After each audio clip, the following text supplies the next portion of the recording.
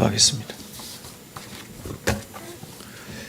귀하신 하나님 아버지, 이 시간도 2000년 전에 사도 베드로를 통하여 말씀하신 이 말씀 우리에게도 들려주셔서 그 계시가 우리 안에서 열려지고 깨달아지고 환영되어지고 받아들여지며 기뻐하게 되며 그 말씀에 순종할 의지까지 갖는 귀하고 복된 말씀 되게 하여 주시옵소서. 예수님의 이름으로 기도하옵나이다. 아멘.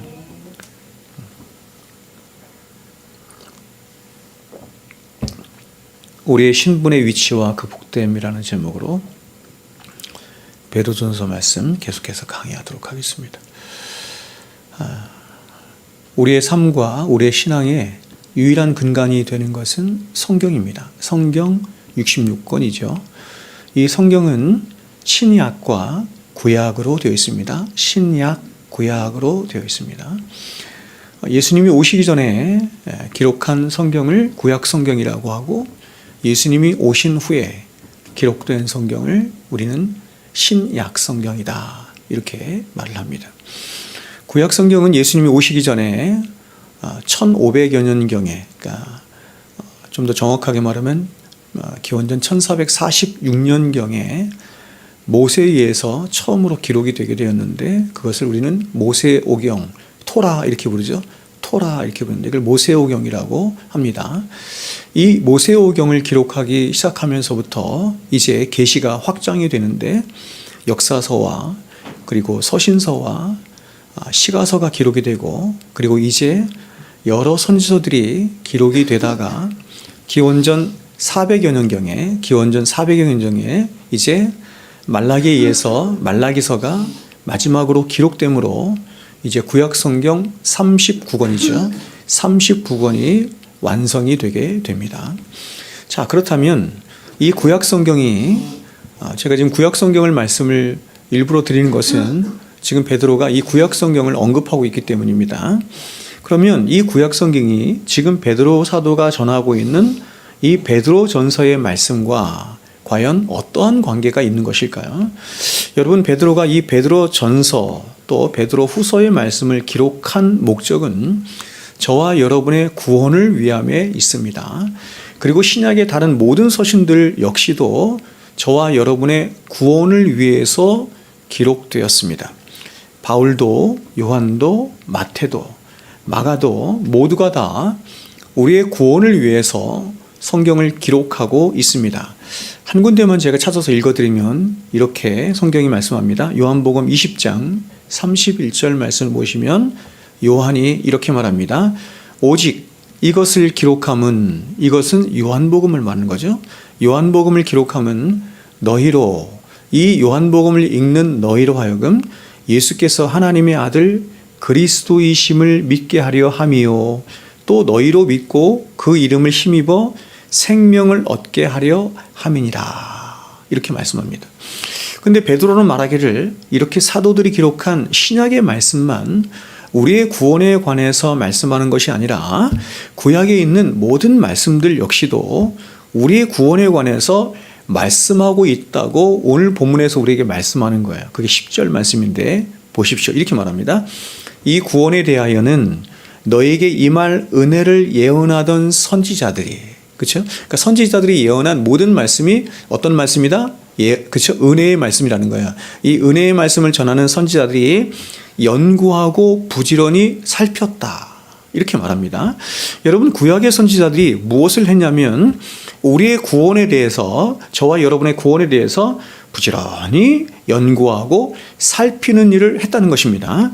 그러므로 결국 성경 66권 전체는 다른 어떤 목적을 위해서 기록하는 것이 아니라 오직 저와 여러분의 구원을 위해서 기록되어진 그런 영감된 하나님의 말씀, 이렇게 말씀을 드릴 수가 있습니다. 하나님은 일반 은총 안에서 우리로 하여금 이 세상을 저와 여러분이 하나님의 형상으로 그렇죠. 이렇게 피조됐기 때문에 하나님의 형상으로 피조된 자답게 그렇게 존귀하게 살아가도록, 인간답게 살아가도록 그렇게 우리에게 많은 지식을 허락해 주셨습니다. 많은 지식도 주시고 또 많은 원리도 주셨으며 또한 그런 지식들을 깨달아 알아갈 수 있도록 우리에게 지각도 주시고 이성도 주시고 오감이라고 하는 것도 다 주셨습니다. 그러나 저와 여러분의 구원을 위해서 하나님께서 주신 유일한 계시는 성경밖에 없어요. 성경 66권 밖에 없습니다. 그러니까 오직 성경만이 저와 여러분이 어떻게 구원받는 것인지, 구원이 어떤 것인지, 구원이 어떻게 이루어지는 것인지 담고 있는 유일한 하나님이 주신 특별 계시의 말씀이라고 할 수 있어요. 그래서 제가 이게 특별 계시라고 했는데 이 성경 66권을 그래서 하나님이 특별한 사람들에게만, 특별히 구별된 사람들에게만 주신, 열어서 보여주신 계시의 말씀이다라고 해서 이것을 용어로는 특별 계시의 말씀 이렇게 말하는 겁니다. 그러면 여러분 우리가 어떻게 하면 구원을 받을 수 있습니까? 이 문제에 대해서 성경은 신약을 통해서든지 구약을 통해서든지 성경 60권은 오직 한 가지만을 이야기하는데 뭐라고 얘기합니까? 주 예수를 믿어야만 구원을 얻는다 이렇게 말하는 거예요.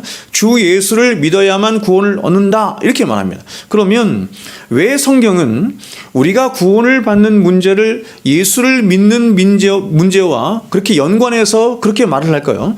그것은 예수 그리스도의 그분의 인격과 하나도 놓치면 안 되죠. 그분의 인격과 그분의 성품과 그분의 본질과 특별히 그분이 우리를 위해서 행하신 일이죠. 예수님께서 이 땅에 오시고 사시고 고난당하시고 죽으시고 부활하시고 그렇죠? 하늘로 승천하시고 이제 앞으로 다시 오시거든요. 다시 오시는 그 모든 일이 왜 있게 됐냐면 저와 여러분을 위해서 있어요. 그래서 이 모든 일들, 예수님의 인격과 그분의 성품과 그분의 어떠하심과 그리고 그분이 행하신 모든 일들, 이 모든 일들이 무엇과 연관되어 있냐면 모두가 다 저와 여러분의 구원과 연관되어 있는 거예요.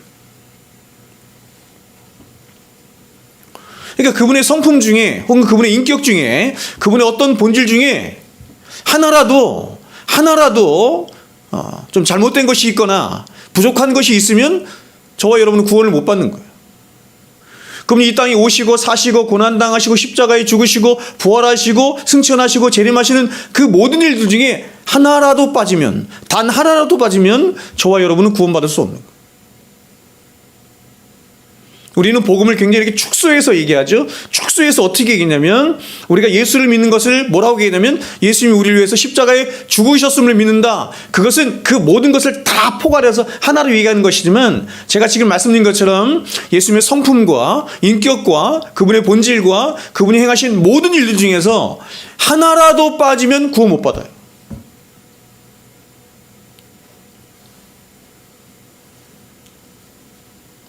그러니까 여러분 예수님의 인격과 그분의 성품과 그리고 그분이 행하신 모든 일들은 우리의 구원을 위해서 행하신 일이에요.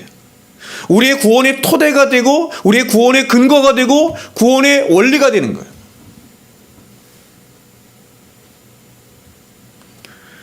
그러므로 주 예수를 믿으라라는 말은 바로 예수님이 어떠한 분이시라는 것과 그리고 예수님이 어떤 인격을 가지고 계시며 그리고 무엇보다 그분이 저와 여러분을 위해서 행하신 어떤 일들, 이 땅에 오시고 사시고 고난당하시고 십자가에 죽으시고 부활하시고 다시 오실 재림에 관한 모든 일들을 바로 예수 그리스도 그분을 향한 절대 의존의 마음으로 이렇게 바라보는 거예요.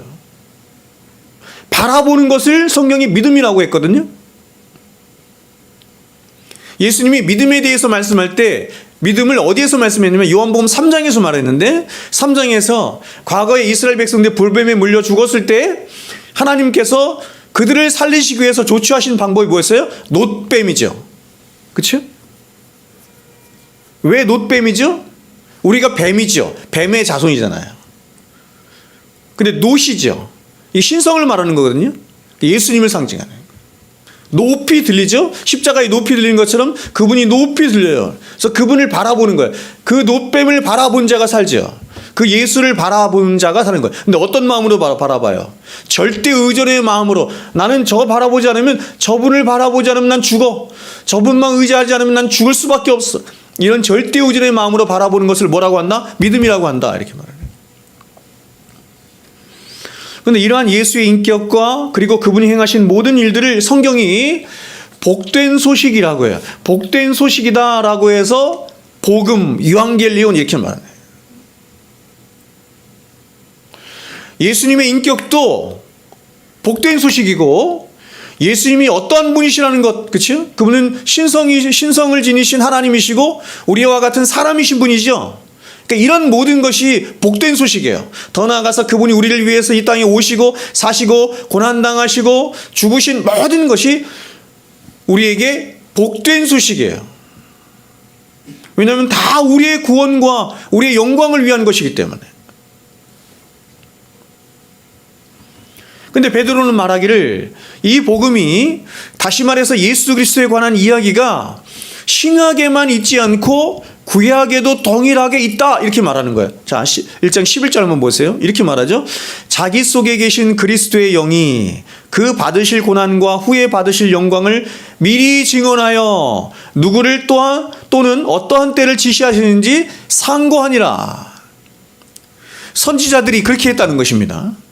여러분, 지금 이 말씀이 뭐냐면, 이 말씀을 세번역 성경으로 보면 이 뜻을 보다 좀 정확하게 알 수가 있어요. 세번역 성경은 이것을 이렇게 번역합니다.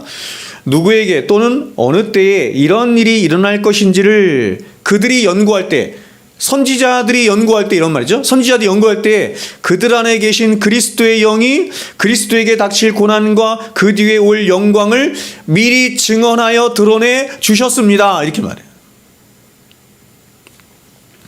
무슨 말이냐면, 바로 예수를 믿어야 구원을 받을 수 있다는 그 절대적인 믿음의 기초를 구약의 예언자들도 그들 안에 있는 그리스도의 영이신 성령을 통해서 증언을 받았다는 거예요. 이게 여러분, 성령이 언제 오셨어요?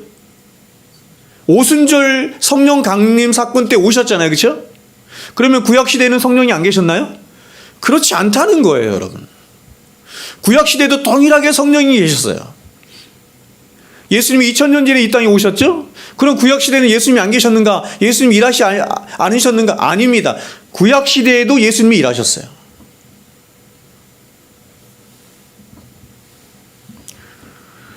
그리스도의 영이신 성령을 통해서 선지자들이 증언을 받은 거예요. 이 말은 구약에 있는 선지자들이 성경을 기록할 때 성령의 영을 통해서, 그렇죠? 성령을 통해서 그들이 영감을 받음으로 그렇게 성경을 기록했다, 이런 말이죠. 즉 예수님이 오시기 전인 구약 시대에는 다른 방식으로 구원받고, 신약 시대에는 예수를 믿음으로만 구원을 받은 게 아니라 구약 시대건 신약 시대건 사람이 구원을 받을 수 있는 것은 오직 한 가지 방법뿐인데, 예수를 믿음으로만 구원을 받을 수 있다는 것입니다.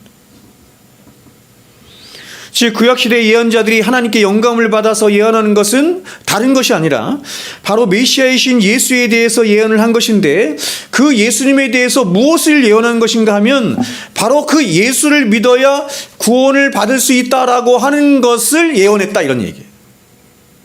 핵심적인 게 이거예요. 여러분, 이렇게 예수를 믿어야 구원을 받을 수 있다는 복음의 메시지가 구약 성경 어디까지 올라가냐면 바로 이 세상에 죄가 들어오고 있는 창세기 3장 한가운데까지 올라가요. 창세기 3장 15절이죠. 이걸 우리는 원시복음이라고 해요.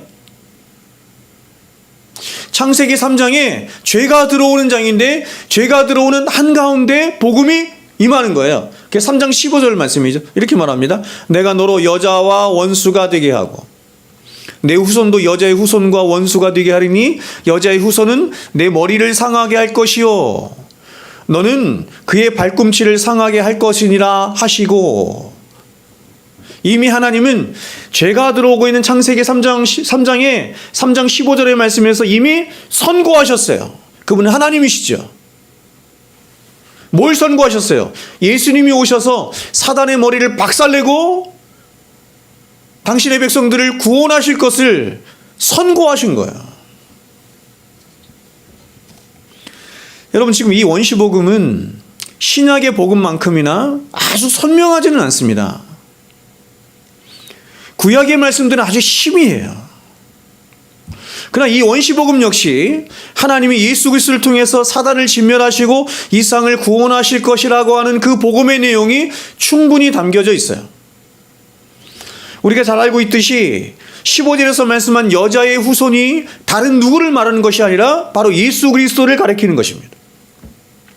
그러므로 어떤 면에서 창세기 3장 15절 이후에 있어지는 신구약의 모든 말씀들은 이 창세기 15장의 원시복음이 이제 앞으로 어떻게 성취되고 어떻게 이루어질 것인지에 대해서 예언을 해놓은 말씀이다, 이렇게 말씀을 드릴 수 있습니다. 따라서 성경 60권 전체는 어떤 면에서 창세기 3장 15절을 주석해 놓은 거예요. 창세기 3장 15절에서 하나님이 언약을 하시죠. 내가 내 아들로 너희를 반드시 구원해낼 거야. 사탄을 진멸하고 너희를 구원해낼 거야 라고 하나님이 스스로 약속하신 거거든요. 언약하신 거거든요. 그래서 그 이후로 있어지는 그 요한계시록 22장까지의 모든 말씀이 뭐냐면 이 말씀을 이루어 가시는 하나님의 열심에 관한 내용이에요. 다른 말로 하면 이 말씀에 대한 주석의 말씀이에요.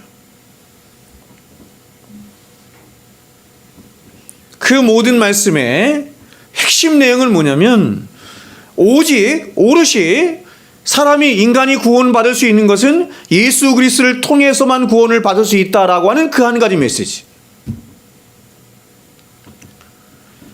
그래서 신구약 성경을 보면 직간접적으로 모든 성경의 인물과 이야기들과 사건들 전부가 다 예수를 가리키고 예수를 모형하고 예수를 믿으라고 소리치고 있는 거예요. 다 예수 얘기하는 거예요.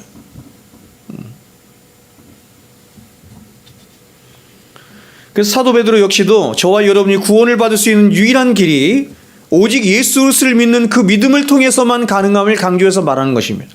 여러분, 구약에서 이렇게 모형론적으로 복음적으로 예수 중심으로 구약 성경을 보지 않으면 구약 성경은 그냥 율법밖에 되잖아요.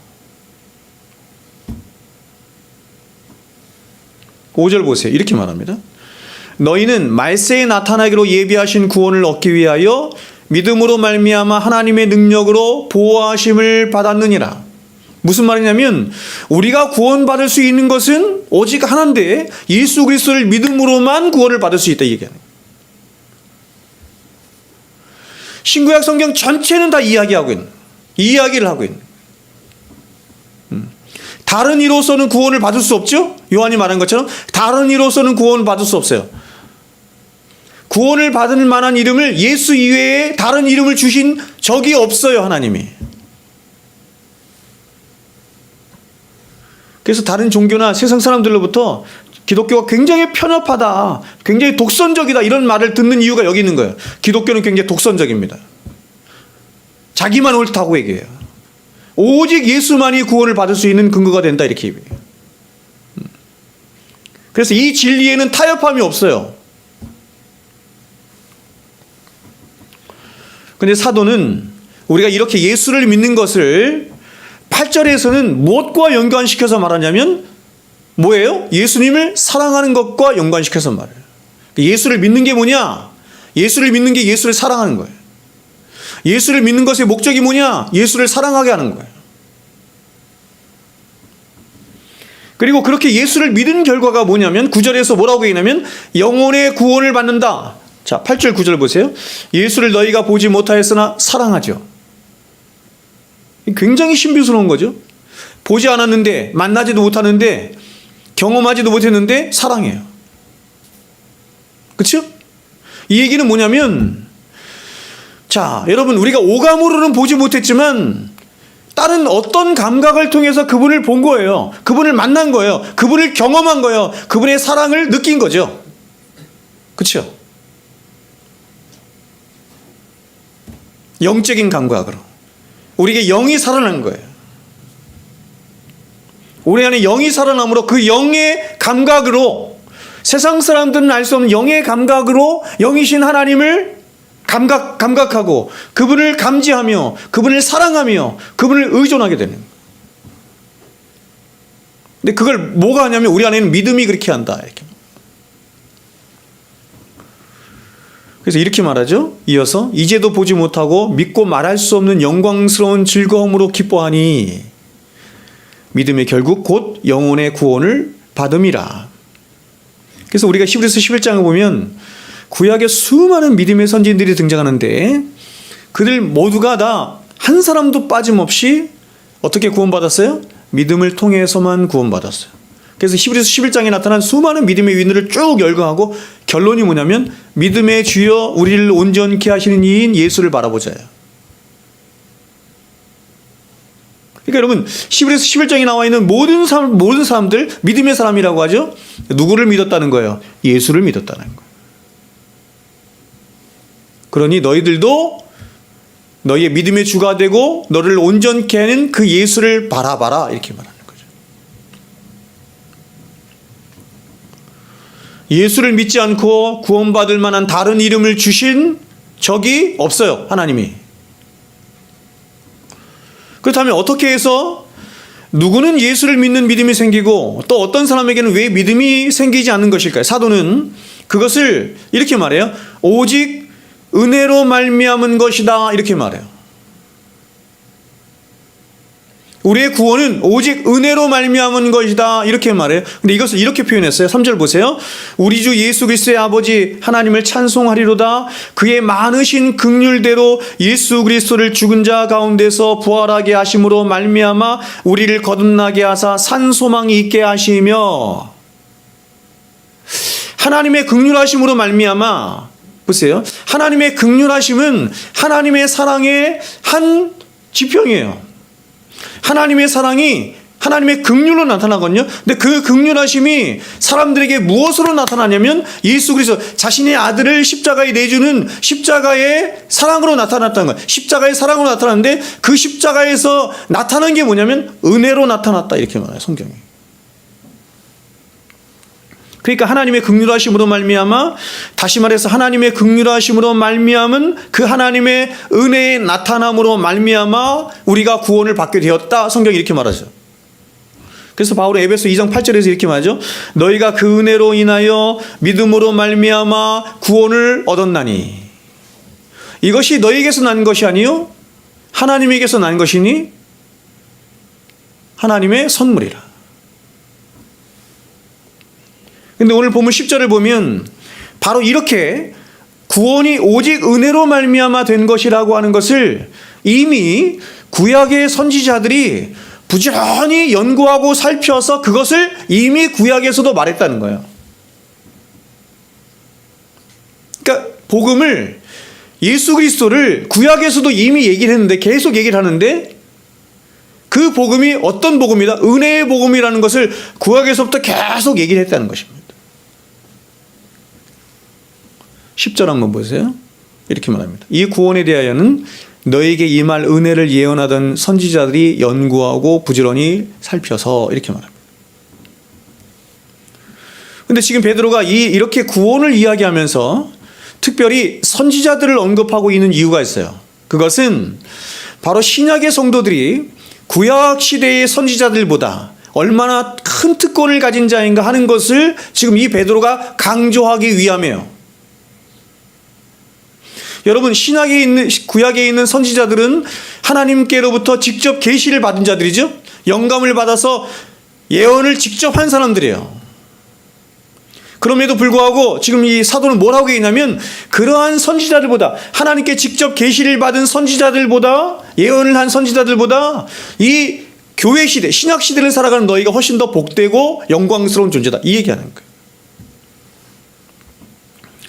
심지어 베드로는 어떻게 얘기하냐면 신약의 성도들은 이 구약의 선지자들을 넘어서 12절 끝에 보면 천사들보다도 이 구원의 문제에 있어서 더 뛰어난 특권을 가지고 있는 자들이다 이렇게 말해요. 자 12절 보세요. 이 섬긴 바가 자기를 위한 것이 아니요 섬긴 바가 뭐냐면 성경을 기록한 걸 말하는 거거든요. 예언을 한 걸 말하는 거거든요. 근데 자기를 위한 게 아니래요. 선지자 자신을 위한 게 아니다 이렇게 말하는 거예요. 너희를 위한 것이니 너희는 뭐예요? 신약시대를 살아가는 우리죠. 신약시대를 살아가는 너희를 위한 것임이 계시로 알게 되었으니 하나님의 말씀을 깨닫고 나니 구약에 있던 선지자들이 존재하던 이유가, 그들이 성경을 예언하던 이유가 바로 우리를 위함이었구나라고 계시를 통해서 깨닫게 됐다. 이것은 하늘로부터 보내신 성령을 힘입어 복음을 전하는 자들로 이제 너희에게 알린 것이요, 보세요, 천사들도 살펴보기를 원하는 것이니라. 구약의 선지자들뿐만 아니라 천사들도 예언의 말씀을 보긴 보는데 모른다는 거예요. 그러면 여러분 어떤 점에서 보세요? 구약의 선지자들보다, 그리고 천사들보다 신약 시대에 이 교회 시대를 살아가는 저와 여러분 성도라고 하는 자들이 어떻게 더 뛰어난 특권을 가지고 있는지 한번 보겠습니다. 그것은 이렇습니다. 구약 시대의 선지자들이 하나님께 영감을 받아서 예수님에 대한 예언을 했긴 했어요. 영감을 받아서 예수님에 대한 예언을 기록하긴 했는데, 그런데 그것을 기록한 자신들이 무슨 내용인지를 잘 몰랐다는 것입니다. 이들은 예수님이 아직 오시기 전에 있었던 사람들이었기 때문에 이들은 자신들이 계시로 받은 것이 무엇을 의미하는 것인지, 어느 때를 의미하는 것인지, 그치? 정확하게 잘 몰라서, 그래서 이 예언이 언제 그리고 어떻게 이루어지게 될 것인지 예언을 한 자신들도 그 뜻을 알고 싶어서 부지런히 그 예언을, 자신이 예언했는데 그 예언을 살피고 연구했다는 것입니다.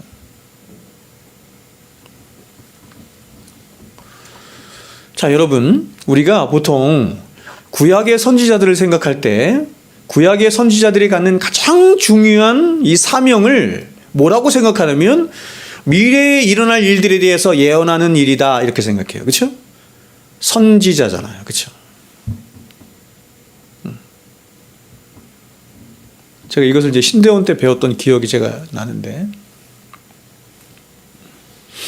물론 여러분, 선지자들이 미래를 예언하는 일이 이 선지자들에게 있어서 가장 중요한 사명 중에 하나이긴 합니다.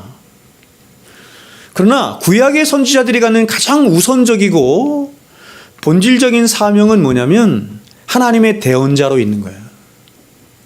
하나님의 대언자로 있다는 얘기는 뭐냐면, 대언자와 예언자는 다릅니다. 대언자는 하나님의 말씀을 풀어 해석해 주는 자를 말하는 거예요. 그러니까 이미 예언되어 있는 말씀들, 그렇죠? 그 선지자들 뒤에 있었으니까 앞에 있는 선지자들이 예언을 했던 거나, 혹은 토라나, 그렇죠? 모세오경이나 아니면 시편 같은 그런 말씀들을 말하는 거겠죠? 이런 말씀들을 부지런히 연구하고 살피는 일에 있었던 것입니다. 부지런히 연구하고 살펴서 그 말씀을 풀어서 오늘날의 목사처럼 여러분에게 가르쳐 주는 거예요. 그게 선지자들이 하는 일이에요. 그러니까 선지자가 갖는 가장 본질적인 의미는 뭐냐면, 바로 이미 기록되어 있는, 이미 예언되어 있는 하나님의 말씀을 대변하고 대언하도록 부르심을 받은 것이기에, 선지자는 늘 하나님의 말씀을 가까이 하고 그 말씀을 부지런히 연구하고 살피는 일을 해야 했던 것입니다. 이것이 첫 번째 사명이에요. 본질적인 사명이에요. 우리는 선지자 그러니까 맨날 예언하는 것 같죠? 아니에요. 아주 특별한 경우에만, 그렇죠? 그래서 여러분, 모든 시대 모든 선지자들이 가장 많이, 그리고 가장 공통적으로 한 말이 뭐예요? 예언의 말이. 여러분, 모든 선지자들이 백성들을 향해서, 이스라엘 백성을 향해서 공통적으로 늘 했던 한 가지 공통적인 말이 뭐예요? 회개하고 돌아오라죠. 회개하고 돌아오라. 이게 우연이 아니죠? 이사야 선지자든지 에스겔 선지자든지 예레미야 선지자든지 소선지자에 있는 하박국이든지 다 똑같습니다. 모든 선지자들의 공통적인 메시지는 뭐냐면 회개하고 돌아오라. 이유가 뭡니까? 그것은 여러분, 모든 시대의 모든 이스라엘 백성들은 모두가 다 본질상 죄인이죠. 죄인이었을 뿐만 아니라 실제로도 그들의 역사 가운데 늘 하나님을 대적하며 살아요. 죄를 지으며 살아요. 죄를 지으며 살아가는 인간들에게 하나님이 주시는 메시지는 하나뿐입니다. 회개하고 돌아오라는 거예요. 그래서 하나님이 이스라엘 백성들 앞에 선지자를 세워서 하시는 가장 엑기스와 같은 가장 핵심적인 메시지가 뭐냐면 회개하고 돌아오라 이거예요. 다른 말씀들은 다 곁가지예요. 가장 핵심적인 말은 회개하고 돌아오라 이것입니다. 회개의 메시지. 그러므로 모든 시대의 모든 선지자들이 갖는 가장 주된 임무가 뭐냐면 바로 백성들의 죄를 지적하며 그들로 하여금 하나님께로 다시 돌아올 것을 외치는 회개의 외침이었던 것입니다. 그래서 히브리어로 선지자가 뭐라고 그랬어요? 나비예요. 나비. 나비인데 이 말은 다투다, 쟁론하다 이런 뜻이에요. 다투다, 쟁론하다. 하나님의 말씀을 가지고 백성들과 다투는 자, 쟁론하는 자, 그들을 고소하는 자, 그 사람이 누구예요? 선지자예요. 그 선지자가 백성들에게 환영을 받았던 적이 없어요.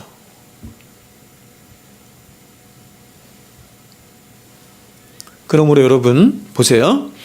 어떤 시대든 그가 하나님이 보내신 선지자인지 아니면 가짜 선지자, 거짓 선지자인지를 나누는 가장 절대적인 시금석이 뭐냐면 그가 전하는 메시지에 회개에 대한 메시지가 있느냐 하는 것입니다. 그가 전하는 메시지의 핵심에 회개에 대한 메시지가 있느냐 하는 것이에요. 그러니까 아무리 화려한 어구를 쓰고 아무리 그렇죠? 많은 지식을 가지고 사람들을 가르치고 애쓴다 할지라도 회개에 대한 메시지가 없으면 그는 가짜예요. 하나님이 보내신 자가 아니에요. 왜냐하면 하나님이 보내신 모든 선지자는 회개의 요청을 하도록 부르심을 받은 자이기 때문에 그렇습니다.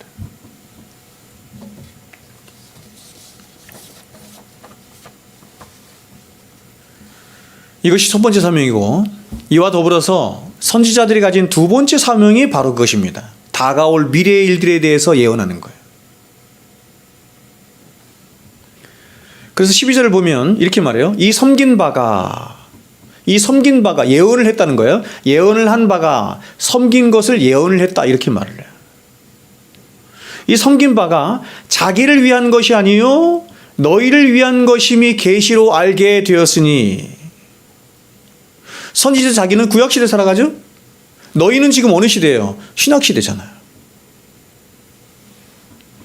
이게 무슨 말이냐면 선지자들이 당대에 자기들에게 일어날 일만 선포한 것이 아니라 미래에 일어날 일들에 대해서 예언을 했다 이렇게 말하는 거예요.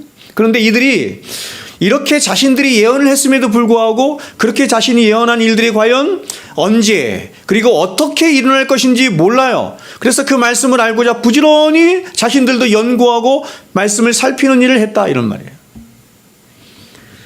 그래서 우리가 다니엘서 같은 데 보면 다니엘이 예언을 받긴 맞는데 하나님에게 예언을 하라고 말씀을 받긴 받는데 자신이 예언을 해놓고도 그 예언의 말씀이 뭔지를 몰라요. 그래서 누구에게 묻냐면 천사에게 물어요. 그런 장면이 나와요. 다니엘서 12장에 8장인가 12장에 거기 나와요. 그러므로 구약의 선지자들은 하나님께 영감을 받아서 예언을 하긴 하는데 그런데 그들 스스로도 그 예언의 내용이 정확하게 무엇인지 무엇을 의미하는지 몰라서 궁금해하기도 하면서 그 예언의 내용들을 부지런히 살피고 연구한 일을 한 것입니다. 그러면 여러분 이들의 예언이 보세요. 이 선지자들의 예언이 언제 밝히 드러나게 됐습니까? 이 말은 그들의 예언이 언제 성취되고 이루어지게 되었습니까? 언제요? 예수님이 오심으로죠. 모든 예언의 성취가 예수 그리스도께서 오셨을 때 밝히 드러나게 된 것입니다. 구약의 모든 계시의 말씀은 계시의 완성자이신 계시의 총체이신 예수 그리스도를 향하고 있었어요. 그분이 오심으로 그 모든 예언, 그 모든 계시는 성취된 것입니다. 그런데 이런 선지자들과 달리 이렇게 교회 시대를 살아가는 은혜 시대를 살아가는 저와 여러분은 어떻습니까? 그 모든 예언이 무엇을 말씀하고 있는지 우리는 선명하게 알아요. 왜냐하면 그것은 바로 그 모든 예언의 성취자인 예수 그리스도께서 이미 2000년 전에 우리 앞에 오셨기 때문이에요. 우리는 예수님이 오신 이후의 사람들이죠.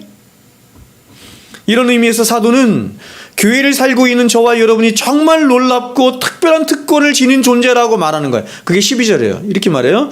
이 섬긴 바가 자기를 위한 것이 아니요 너희를 위한, 교회 시대를 살아가는, 은혜 시대를 살아가는, 혹은 신약 시대를 살아가는 너희를 위한 것임이 계시로 알게 되었으니, 이 계시가 어떻게 성취되고 어떻게 완성되는지를 너희가 보았지 않느냐, 이렇게 말하는 거예요. 이것이 하늘로부터 보내신 성령을 힘입어 복음을 전하는 자들로 이제 너희에게 알린 것이요. 여러분, 여기서 중요한 말이 뭐냐면 이제라는 말이에요. 이제라는 말이 무슨 말이냐면 때가 되매, 이런 뜻입니다. 갈라디아 4장 4절에서 때가 참에라는 말과 같은 말이죠. 즉 구약에서 예언자들을 통해서 예언된 모든 말씀들이 성취될 때가 비로소 와서 성취가 되고 완성이 되었다, 이런 말이죠. 그래서 그 성취된 복음을 베드로와 같은 사도들과 복음 전파자들이 이제는 보세요, 예언자로 서 있는 게 아니에요. 예언자가 아니라 어떻게 해요? 증인으로 서 있는 거예요. 이해하시겠어요? 그러니까 구약의 선지자들과 신약의 사도들이 다른 건 뭐냐면, 구약의 선지자들은 뭐예요? 말씀을 예언했어요. 예수 그리스도에 관해서 예언을 했어요. 그래서 기록한 게 구약 성경이에요. 그럼 신약의 사도들은 뭐냐면 예언한 게 아니에요. 그럼 뭐예요? 증언하는 것입니다. 왜요? 그 계시가 성취된 예수를 직접 봤잖아요. 경험했잖아요. 증언하는 자들이에요. 그래서 예수님이 12사도를 뽑을 때 사도의 가장 중요한 조건이 뭐냐면 예수님과 함께 3년을 보낸 자들이에요.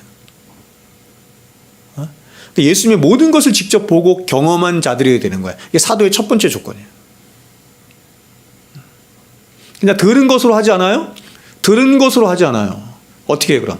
직접 자기가 보고 경험하고, 그렇죠? 그게 사도입니다. 그래서 여러분, 신약의 모든 말씀은 예언의 말씀을 주신 것이 아니라 증언자로서 주신 말씀.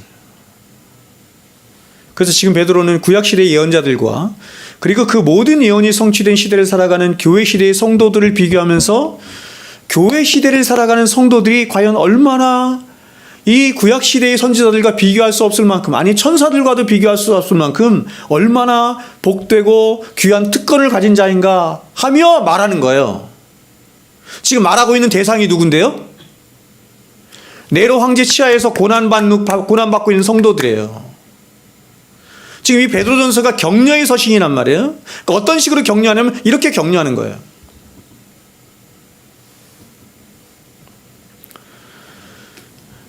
그러면 여러분, 지금 베드로가 네로의 박해 가운데 살아가고 있는 성도들 향해서 지금 이런 말을 하고 있는 것은, 지금 너희가 네로의 박해로 인해서 비록 잠깐 조롱을 당하고 핍박을 당하고 여러 시험에 직면해 있지만, 그러나 그럼에도 불구하고 너희들이 이 모든 시험을, 이 모든 어려움을 이겨낼 수 있는 것은 뭐냐면 바로 너희들이 어떤 존재인가라고 하는 것을 아는 거라는 거예요. 너희들이 어떤 존재이고 어떤 신분을 가지고 어떻게 복받은 자인지를 알아야 이것을 이겨낼 수 있다는 거예요. 그래서 그것을 알려주는 거예요. 구약의 선지자들과도 비교할 수 없을 만큼 그렇게 영광스러운 신분을 가지고 살아가는 성도임을 말하는 거예요.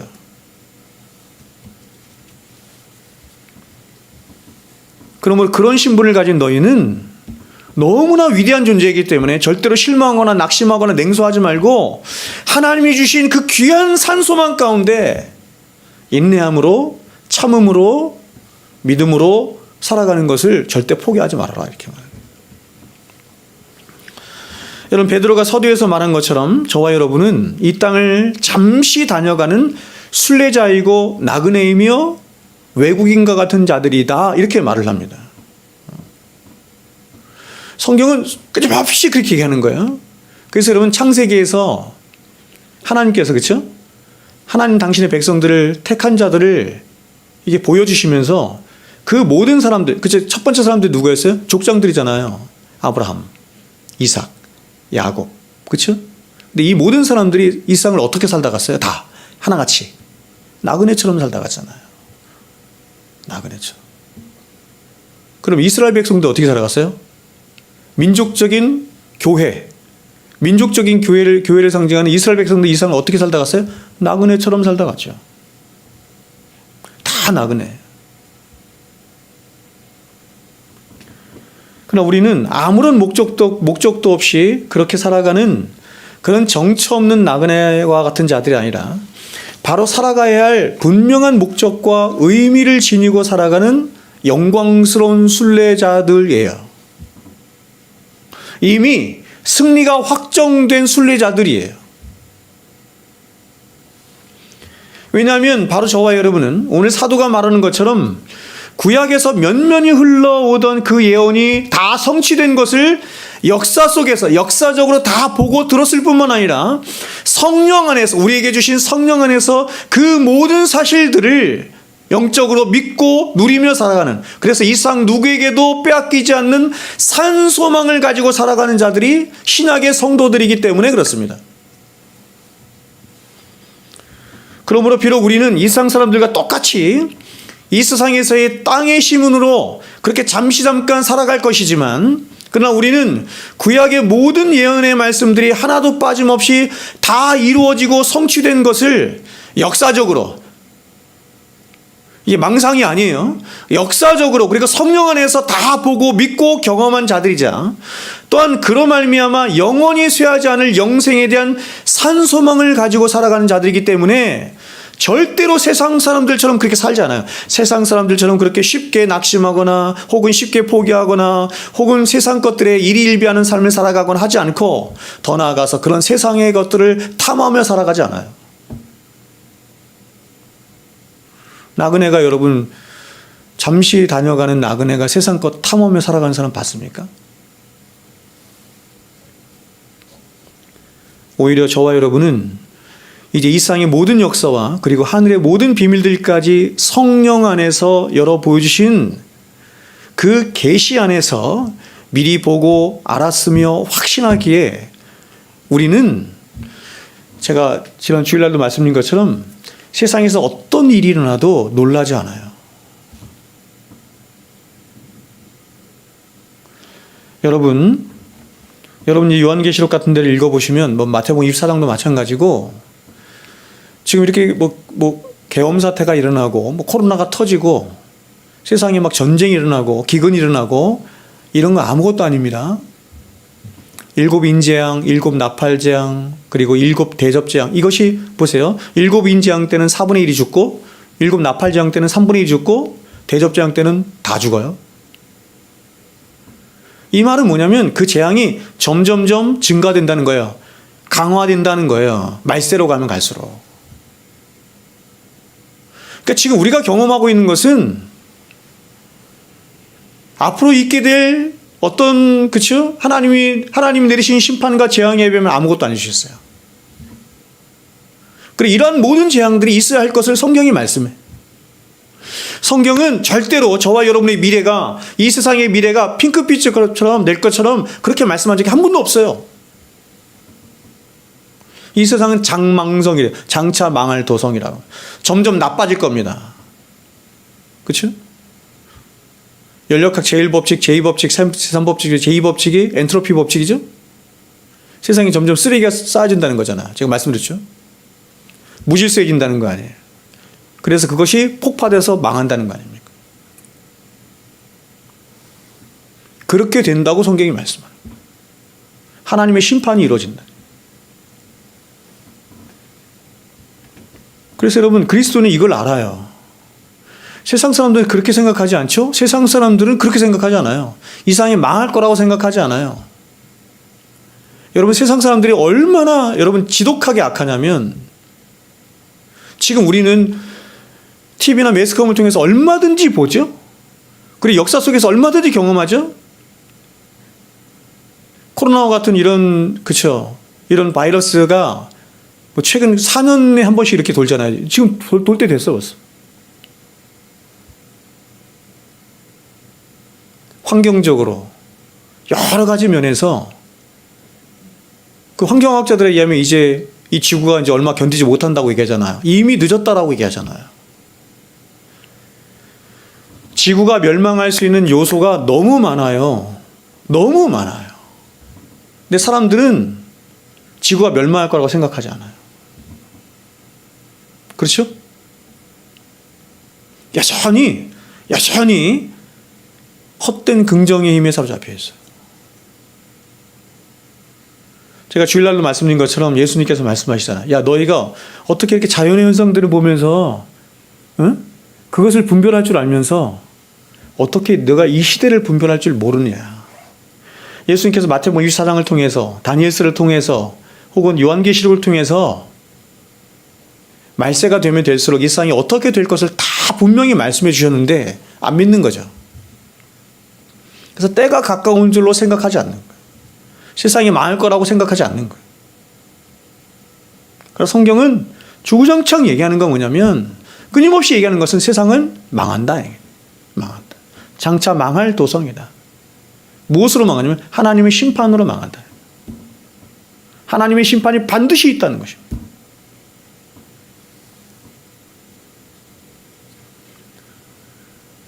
그래서 베드로는 이런 세상을 나그네와 거류민처럼 살아가는 그리스도의 삶이 어떠해야 하는지, 장차 망할 도성을 아는 그리스도인은 이런 세상을 어떻게 살아가야 되는지, 장차 망할 도성이라고 생각을 안 하니까 세상에서 돈 벌고, 그렇죠? 높은 곳에 오르고 어떻게 해서든지 그것에 힘쓰는 거 아니에요. 그것이 제일인 줄 알고 세상이 안 망할 줄 아는 거지.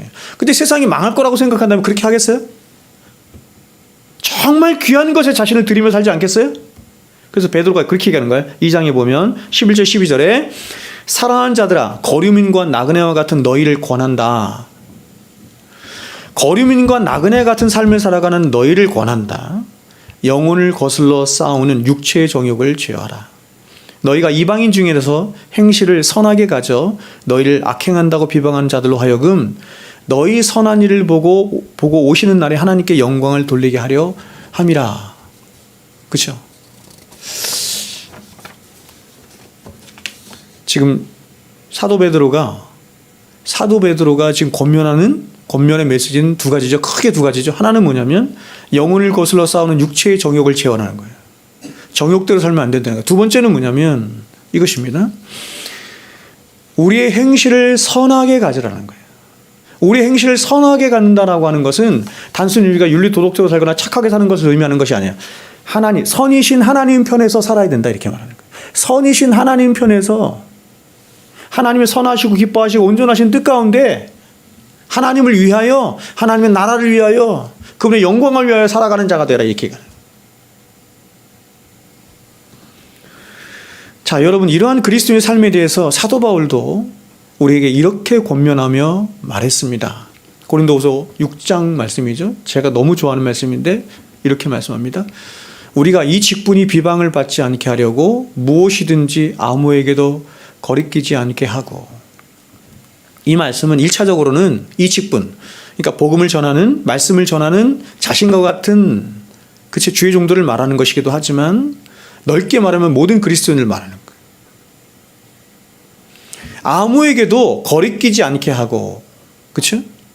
이 직분이, 복음을 전하는 이 직분이 거리끼지 않도록 하기 위해서, 회방받지 않도록 하기 위한다, 이런 얘기예요. 오직 모든 일에 하나님의 일꾼으로 자천하여. 오직 모든 일에 하나님의 일꾼으로 자천하죠. 그러니까 모든 참된 성도들의 굉장히 중요한 특징 중에 하나가 뭐냐면 하나님의 일꾼으로 자천해요. 하나님을 위해서 일하고 하나님의 영광을 위해서 일하는 것을 가장 큰 자신의 기쁨과 복으로 여겨요. 그렇죠? 그렇지 않습니까, 여러분? 내가 이렇게 하나님을 위해서 일함으로, 열심히 일함으로 내 구원이 더 복되거나 내 구원이 더 안전하다거나 그래서 그렇게 하는 게 아니잖아요.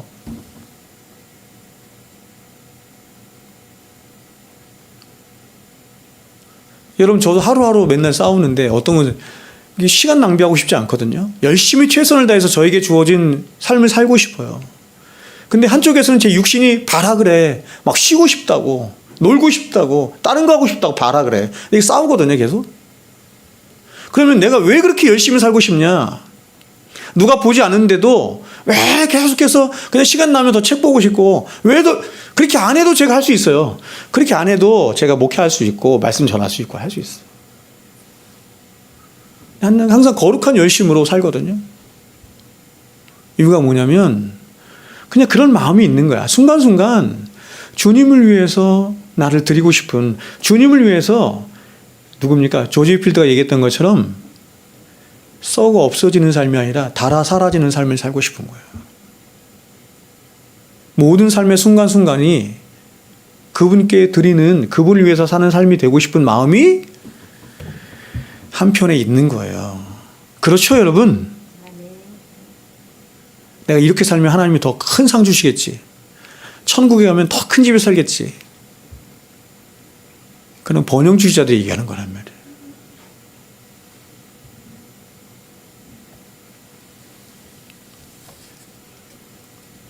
그래서 이렇게 얘기해요. 오직 모든 일에 하나님 일꾼을 자천하여 많이 견디는 것과 환난과 궁핍과 고난과 매맞음과 갇힘과 난동과 수고로움과 자지 못함과 먹지 못함 가운데에도, 이런 말씀 보면 이렇게 살아도 되나 이런 생각 많이 합니다. 제가 그 대학교 때만 해도, 벌써 몇십 년 됐잖아요. 대학교 때만 해도 그 내부에서 선교회 있고 막 주님 배우고 막 이럴 때 진짜 이런 마음이었어요. 아니 고등학교 때도 이런 마음이었던 것 같아요. 그래서 고등학교 때 제일 좋아하는 찬양이 뭐냐면 부름받아 나서님이면서 존귀 영광 모든 권세 주님 홀로 받으시고 멸시천대 십자가는 제가 지고 가오리. 진짜 진심이었어요. 진심이었어요. 그렇게 살고 싶었어. 오히려 그때 훨씬 더 순수했던 것 같아요. 그래서 여러분 지금 이런 말씀들을 보면 주를 위하여 환난과 궁핍과 고난과 매맞음과 갇힘과 난동과 수고를 자지 못한가 먹지 못, 이게 저하고 아무 상관 없어요. 아무 상관이 없는 말씀 같은 거예요. 그 가운데에도 이렇게 말합니다. 깨끗함과 지식과 오래 참음과 자비함과 성령의 감화와 거짓이 없는 사랑과 진리의 말씀과 하나님의 능력으로 의의 무기를 좌우에 가지고 영광과 욕됨으로 그랬으며 악한 이름과 아름다운 이름으로 그랬느니라. 이 8절 마지막 말씀이 뭐냐면 그렇게 살았더니 주를 위해서 고난받으면서도 그렇게 진리 안에서 성령 안에서 거룩함 가운데 살려고 했더니 결과가 뭐냐면 영광도 있고 욕됨도 있고 악한 이름으로 불리기도 하고 아름다운 이름으로도 불리기도 하더라. 이렇게 말해요.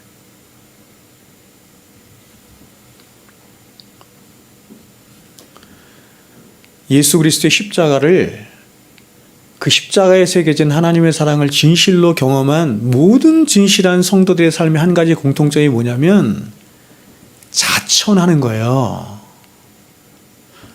자신도 스스로 자천하는 거예요. 어떻게 자천해요? 예수님처럼 살고 싶어하는 자천하는 마음이 생기는 거예요.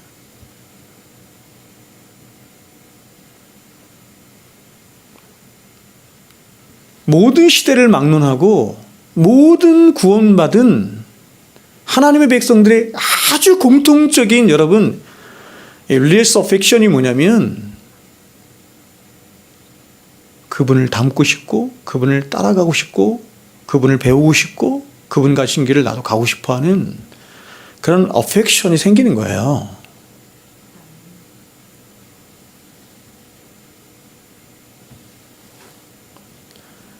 뿐만 아니라 제가 그렇게 살아갈 수 있다라고 얘기를 하는 거 아니에요. 그래서 여러분 성도가 늘 괴로운 거예요. 그런 이상과 현실의 싸움에서 계속 괴로운 거예요. 이상은 그렇게 하고 싶어 해. 근데 못 살아.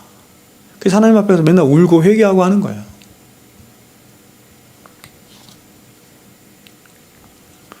뿐만 아니라 그렇게 가는 십자가의 길에 그는 늘 진리 안에 자신을 깨끗하고자 하는 거룩한 열심을 품어요. 그럴 때 그에게 때로 보세요. 영광도 있을 것이지만 욕됨도 있고 악한 이름도 있겠지만 아름다운 이름도 있는 거예요.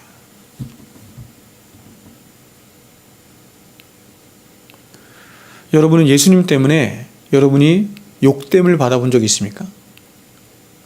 여러분 예수님 때문에 악한 이름이다 이름으로 불린 적이 있습니까? 아, 저 목사가 무슨 목사가 저래? 아니, 성도가 무슨 성도가 저래? 이건 윤리도덕을 말하는 게 아니에요. 그가 예수를 따라가기 때문에, 혹은 진리를 따라가기 때문에, 혹은 진리를 전하기 때문에 받는 모욕과 수욕을 말하는 거예요.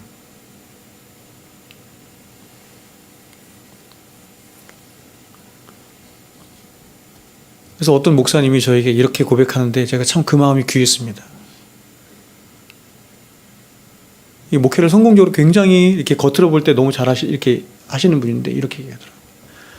그렇게 너무 고난이 없이 자기가 이렇게 잘 되는 것이 자기는 두렵다. 자기에게 너무 고난이 없는 것에 대한 이 두려움이 있더라, 그 목사님에게. 그 옳은 태도예요. 나에게 무슨 문제가 있는 것은 아닐까? 내가 전하는 복음에 뭔가 부족함이 있는 것은 아닐까? 내가 하나님 편에서 서기보다 사람 편에 서는 것은 아닐까? 이런 괴로움이 있는 거예요. 이런 갈등이 있는 거죠. 그렇죠? 그러니까 그렇게 얘기하는 거죠. 그걸 자랑으로 여기잖아요. 제가 지난 수요일 날 말씀드렸죠. 그걸 자랑으로 여기는 목사님이 있더라고요. 대전에 큰 교회 목사님이. 자랑이 아니에요. 성경 어디에 여러분 그렇게 주님을 따라가고 주님을 쫓아가는 주의 종들 중에서 성경에 나와 있는 사람, 성경과 역사에 나타난 주의 종들 중에서 그렇게 형통하게 아무 일 없이 고난 없이 그런 사람이 어디 있어요? 왜 성경이 어떻게 증언합니까? 그러나 이렇게 말합니다.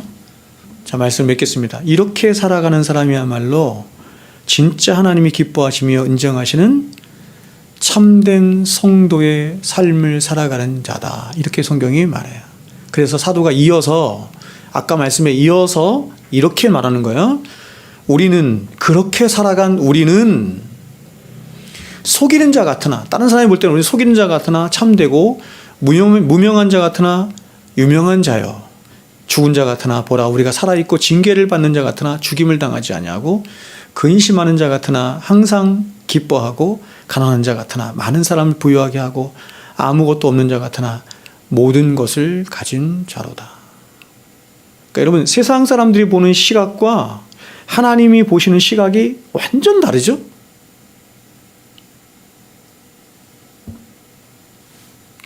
그러니까 오늘날 이렇게 교회 안에 목사들 안에도 성도들 안에도 세속이 들어오면서 이런 성경적인 어떤 관점이나 성경적인 신앙의 어떤 모습이 이렇게 왜곡이 있는 세상 사람들처럼 변하는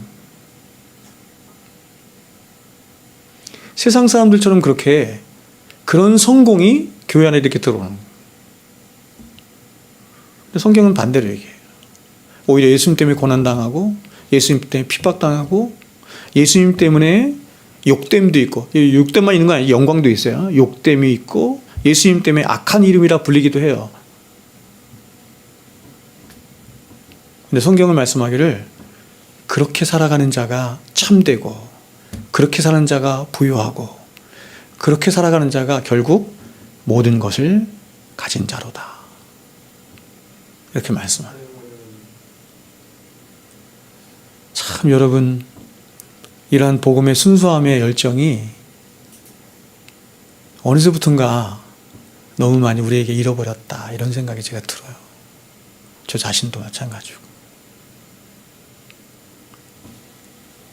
바라기는 여러분 이 세상 그 누구로부터 이 세상 그 어떤 사람들로부터 인정을 받는 그런 사람들로 살아가는 자가 아니라 오직 하나님께 우리의 시선과 마음을 집중시키고 그분이 기뻐하시는 게 뭔가 그분이 원하시는 게 뭔가 그분의 선하시고 기뻐하시고 온전하신 뜻을 찾아서 오직 그분만을 기쁘게 하고 오직 그분이 원하시는 삶을 살아드리는 저와 여러분이 되었으면 좋겠습니다. 기도하겠습니다.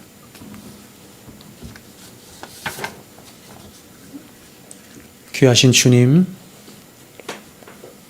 우리를 복된 성도로 삼아주시니 감사를 드립니다. 성도가 가지는 그 복됨과 영광스러움이 어떤 것인지 우리로 하여금 십자가에서 보게 하시고 깨닫게 하시고 그 십자가 안에서 다시 한번 날마다 누리며 기뻐하며 우리에게 당한 믿음의 경주를 해나갈 수 있는 참된 믿음의 사람들 다 되게 하여 주시옵소서. 믿음이 점점 사라지고 믿음이 점점 희미해지며 환상이 점점 희미해져가는 이 시대에 주여 우리로 하여금 환상을 보게 하시고 계시의 말씀을 깨달아 알게 하여 주시고 그 말씀을 환영하며 기뻐하는 그런 믿음을 허락하여 주시고 은혜 안에 살아서 은혜로 말미암아 우리에게 주어진 믿음의 길을 담대하게 기뻐함으로 나아갈 수 있는, 그래서 우리 모든 삶에 하나님의 하나님 되심이 나타나고 드러난 역사가 있게 하여 주시옵소서. 이제는 우리 구주 예수 그리스도의 은혜와 하나님 아버지의 사랑하심과 성령님의 교통 충만하심의 역사가 이제로부터 영원토록 우리와 항상 함께 있을지어다. 아멘.